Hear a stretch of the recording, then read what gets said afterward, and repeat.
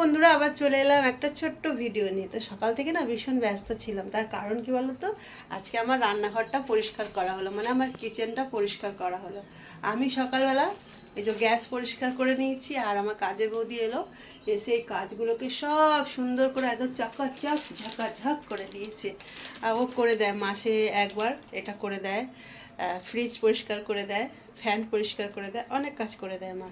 তো যাই হোক, অনেকদিন ধরে করবো টাইম হচ্ছিল না, তাই টাইমও বের করেছে। আসলে ওর বাচ্চা দুটো শরীর খারাপ, ওই জন্য।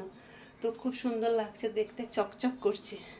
তো যাই হোক, আমার কিছু কাজ আছে, সেগুলো আমি করব। সেগুলো কি বলো তো বন্ধুরা, এই দেখো, কালকেরে 5 কিলো গম কিনে আটা পিষিয়েছি। আমাদের এখানে গম কিনে আমরা পিষিয়ে তারপর আটা বানিয়ে খাই, ডাইরেক্ট আমি আটা খাই না।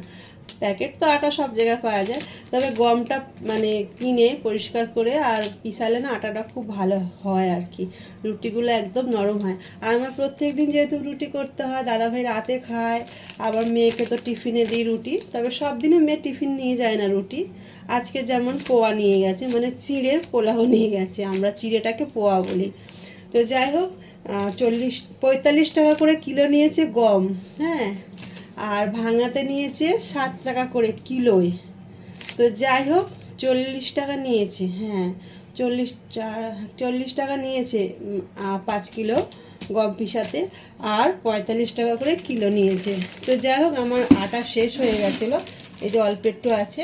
তো আমি থাকতে থাকতে আটা পিষিয়ে নিই, তার কারণ গমটা কিনে এনে একটু পরিষ্কার করতে হয়, তো তাই জন্য।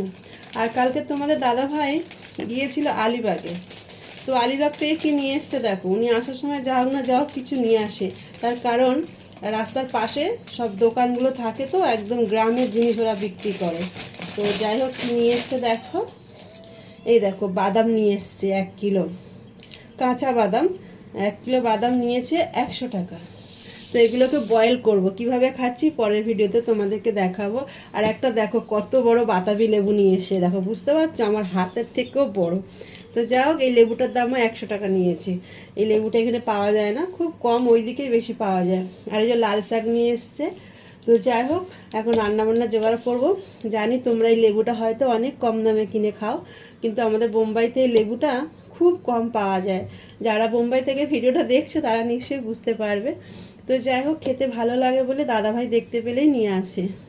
তো ভিডিওটা কেমন লাগলো অবশ্যই জানিও। আরেকটা জিনিস কালকে আমি কিনেছি, তোমাদেরকে দেখাই বন্ধুরা। আমার কিছু পুরানো শাড়ি ছিল, সেই শাড়িগুলো দিয়েছিল, 4টে শাড়ি দিয়েছি ভালো ভালো। একটা দেখো কত বড় আমাকে বল দিয়েছি, কেমন হয়েছে অবশ্যই তোমরা কমেন্ট করো। সবাইকে টাটা।